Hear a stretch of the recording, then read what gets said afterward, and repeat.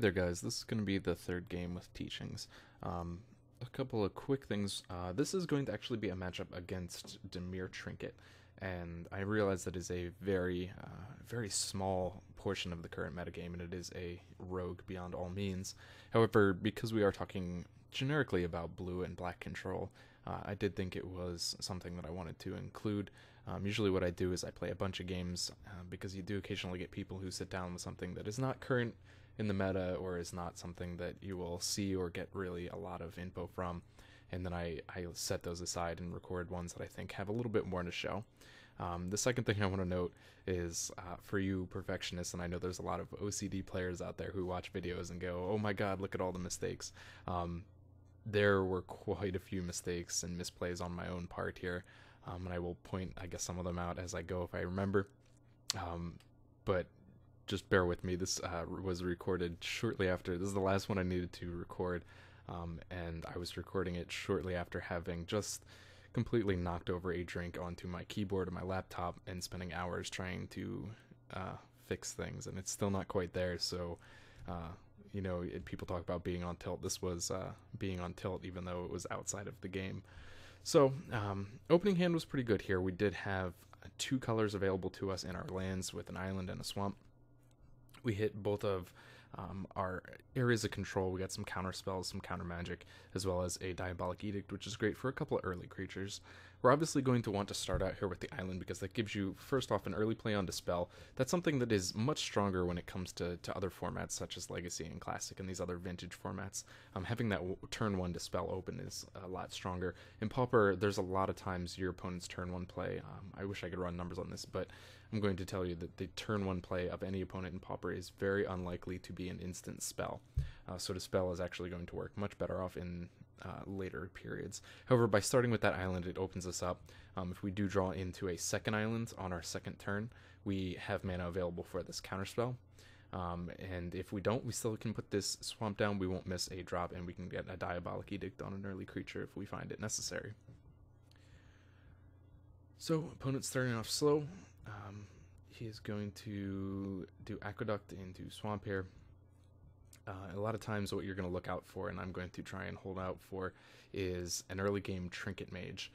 So I have some options here. I could put down the Swamp into the Seagate Oracle, but I really was thinking that he might have a Trinket Mage. There's a lot of times, I know they only run 3, but they actually seem to do pretty well when it comes to getting an early game Trinket Mage, and getting that into play is a very strong move for him in the early game.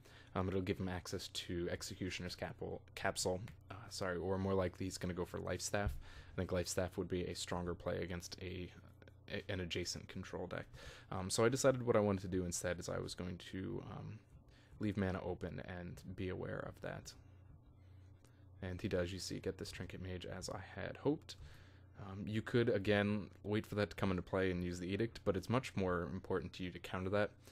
Sometimes it comes down to a situation where if they are tutoring something, and there's not a lot of tutors in Pauper, but if, in generic Magic play, if they are tutoring something, usually it's considered a better idea to counter whatever it is they are going to actually play, as opposed to countering, the tutor itself.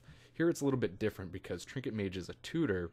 It's a very specific tutor. It's still a tutor, but it's a tutor that comes on a body. So I do have the option to, still hold that counter spell and stop whatever it is he's going to find, and use the Edict to finish it off.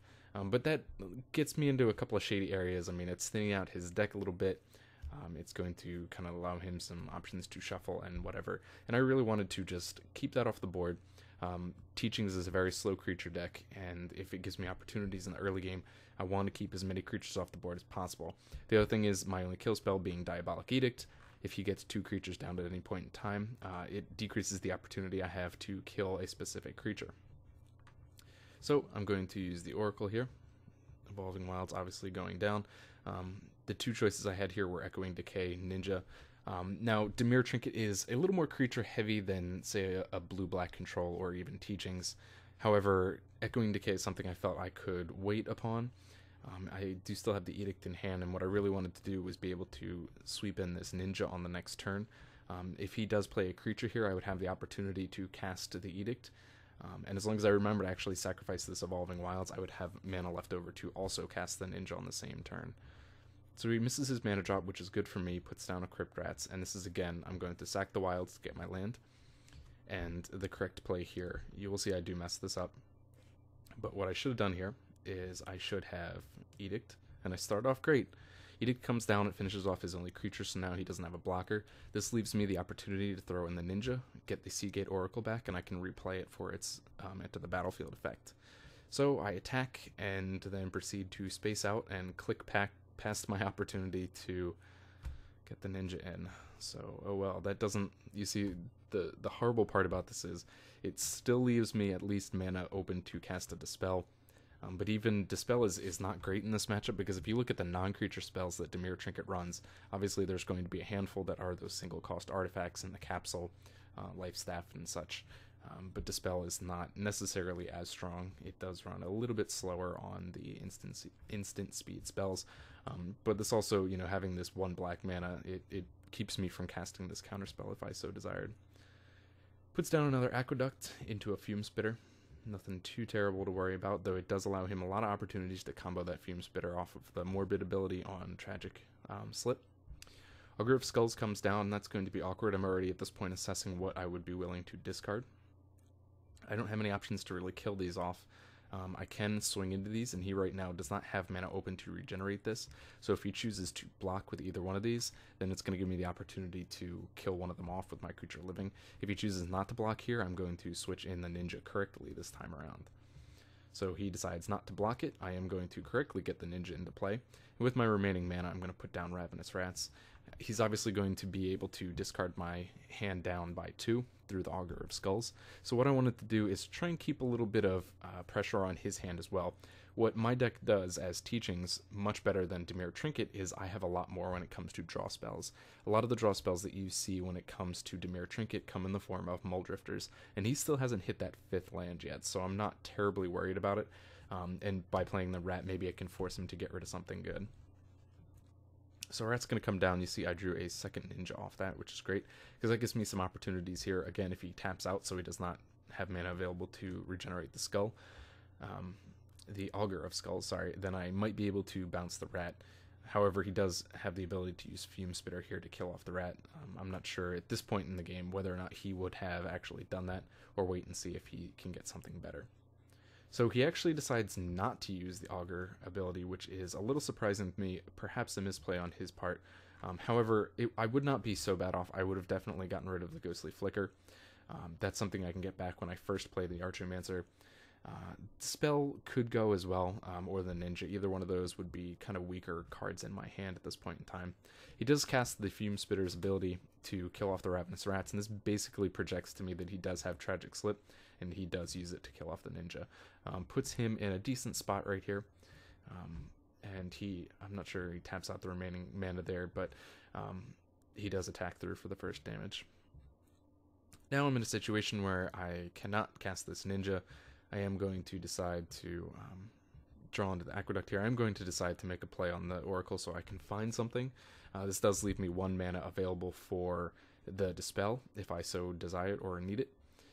Kind of hoping there, if I were to draw into an island, I think in these top 2 cards, you see I get Grim Harvest and Echoing Decay. I think if I saw an island at this point, I would have gone for it, so I could put that into play as opposed to the Aqueduct, and left me mana available for the Counterspell. With his hand getting lower, and the ability to drop my hand by 2 as well, I really want to kind of keep him off whatever draw I can find. Out of these 2 options, I think the better of the 2 is going to be the Grim Harvest. Again, Echoing Decay is great, but Dimir Trinket is a little bit, you know, it's still got a lot of creatures in comparison to a lot of control decks, but it's still going to give me an opportunity to, you know, get the Grim Harvest. I can get back a Ninja, I can get back the Rat, and keep the pressure on my opponent's hand. So Echoing Decay is just not quite as powerful. It's something that definitely, I think, has a little more power when you come into the aggro matchups. So Aqueduct going down, returning a land to hand, and again, leaving mana available for Dispel. So again, upkeep comes. He is going to attempt, here's what he's attempting to do. Augur of Skulls, during his upkeep, he has to sacrifice it to use this ability to make me discard. What he's attempting to do with Undying Evil is give it Undying so that when he sacrifices it and makes me discard, it comes back as a 2/2. Unlucky for him and lucky for me, I do have that Dispel, so I'm going to prevent that. He is still, however, going to have the opportunity to force me to discard. I decided to get rid of one of the lands this time. I also have a chance to get rid of Grim Harvest, and that's not something that's terrible to throw to my graveyard either, because of the fact that it has that ability to recover. But it's something I still have to watch out for. It is kind of dangerous, and you'll see later on a bit of a misplay. It's kind of dangerous to throw that around when you have no ability to throw it back. Recover it back to your hand. He does have a lot of his kill spell does come at that one slide. Tragic Slips are that 1 mana in the Executioner's Capsules, 1 mana. You see there, had I chosen to discard the Grim Harvest when he Tragic Slipped and killed that Oracle, I would have been forced to remove that from the game. So I was definitely glad that I made the choice for the Ghostly Flicker. It is something that I can get back with the Archaeomancer. So, not really a lot of plays. I could keep mana open there for the counterspell, but I decided what I wanted to do is get that Ghostly Flicker right back into my hand and open up the opportunities to use that later on. It's also going to give me a chance here. I can, throw in a Ninja if he does not play in a creature by the next turn. And when I attack, I can get that guy back, and I can get it back for something that I would rather have, such as another Diabolic Edict. So we're going to see he taps out here. Chittering Rats is going to come down. A little annoying, but not so terrible because of the fact that, again, I have some options here as far as drawing cards go in this deck. I'm obviously not going to be able to really do anything as far as attacking through here because he would just block. I really don't have anything I can bluff with. So I am going to get this Rats back and try to keep some pressure on my opponent's hand as well. Now, I get a couple of reads here. What he decides to discard, he has 3 cards in hand, and he discards a Muldrifter. That's something that I felt, if I was playing his deck, if I'm holding Muldrifter, my read would be, I'm going to hold on to Muldrifters because my opponent has this opportunity to now use Ghostly Flicker and force multiple discards. And so to me, as his opponent, and seeing him discarding that Muldrifter, the first thing that puts in my mind is that he has another one in hand. And he's just probably a land short and still has the ability to get it back. What happens all the time when I'm playing is if someone's making me discard, and I have options, either I have a lot of cards in hand or a lot of cards to draw, I'm more likely to get rid of those over something else. So here's kind of where a bit of a misplay here. When he casts this Fume Spitter, I have the counterspell available and the mana, and I know that what I want to do is keep it to get rid of any kind of creature kill that he may present that will force me to remove this Grim Harvest. Now, when he casts a Fume Spitter, it slips my mind. I don't really consider it creature kill, and I just let it go past. This causes the ability to... he activates it, kills off the rat, and the ability for the Grim Harvest activates, and it's exiled. So that's a bit unfortunate and a bit of a misplay on my part. But I was correct in the very least about assessing the fact that he did have a second Muldrifter in hand. So with his remaining mana, he is going to evoke it, and I am glad at that point at least that I decided to trade that Grim Harvest to keep him off the draw. Now he's stuck at 1 card in hand. I'm going to take 2 damage to the rats here, but the 1 card in hand and tapping out his rats like that basically ensures the fact that when I attack with our Archaeomancer, I can get in that Ninja and get my hand draw going once again. This deck is pretty good when it comes to draw if you can be successful with your Ninjas. It also has the Muldrifters, and you can really get things going if you are facing down something like this. So we have available to us at this point in time Agony Warp, and this will give us an opportunity to kill off Chittering Rats and another creature if he attacks with them. It's usually considered ideal to use Agony Warp on 2 different creatures. The most desperate of situations, you use the Agony Warp on the same one. I'm okay at this point. We're only at 17. I can take some damage to that Chittering Rats for a while if he decides to attack through. Odds are actually that because my hand is getting low and I have the Ninja on the board, he's probably going to be more likely to leave it untapped so that he has a blocker to stop me from drawing cards. So when he casts Sign in Blood here, again, trying to keep his hand under control, so I am going to use this counterspell that I have available to keep him off that card draw. So we are going to... I think this is another misplay here. What I decided to do is play the Archaeomancer. I wanted to get the Diabolic Edict back so I could get rid of this rat and keep attacking with the Ninja and drawing cards. What I was thinking at the time is, again, ideally Agony Warp is best played on 2 creatures. And so I was thinking about that, and I was thinking I can get the Diabolic Edict back and kill this off and be able to draw cards off it. But what I was missing out on is the fact that I just ruined my combo. The combo between Archaeomancer and... where is it? Oh, it's still in hand. Ghostly Flicker. It's going to come up. The combo between those 2 is very important in having that available and using the Archaeomancer once it's blinked to get things back, you know? And so you'll see later on I make a mistake and let the Ghostly Flicker die, basically by leaving it in my graveyard. So Crypt Rats come down. Here, this is going to be where I do it. I use the Ghostly Flicker, and I'm thinking Archomancer into Diabolic Edict to kill off the rats. And what it does, it leaves this Ghostly Flicker in the graveyard, and now because I am only running a single of each, it does not give me an opportunity to get this combo back online at any point. So I think if you were ever going to make that move, and you were ever going to do a play where you flash the Archomancer, anyways, when you blink that and you don't fetch back the Ghostly Flicker, you're gonna have to be pretty certain that you have things in control. I'm not so bad off here because I still have Agni Warp in hand. It gives me a really great kill spell. I'm still able to draw cards off the Ninja, and I have the Muldrifter available to me now. And you see off that Ninja attack, I draw into a second Muldrifter. So it was a bit of a misplay on my part, but it was not as critical as it probably could have been. My opponent's finally getting himself to 5 mana. Here we are, it is turn 12. So that was definitely unfortunate for him. It's definitely played out in my favor. Chittering Rats is going to come down, empties his hand. I decide to put an island back. It's really not important as to what I put back on top because I do have these 2 Muldrifters. It is going to give me the ability to basically negate whatever it is that I am going to have to draw off. End of turn, I decided that I am going to finally use Agni Warp and straight off kill that out so that I can draw cards off the Ninja and get a little extra damage in with the Archaeomancer as well.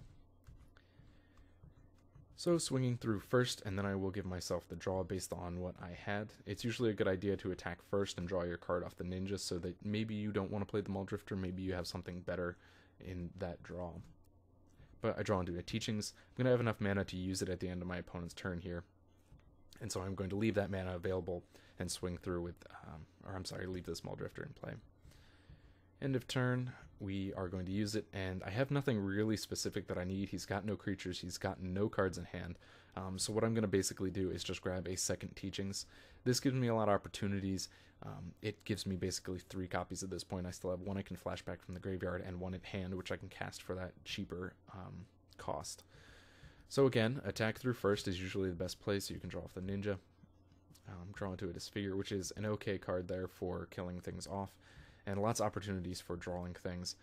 Cast a Muldrifter here, it's going to basically fill my hand up to 6. And this game is definitely easily in my pocket at this point in time.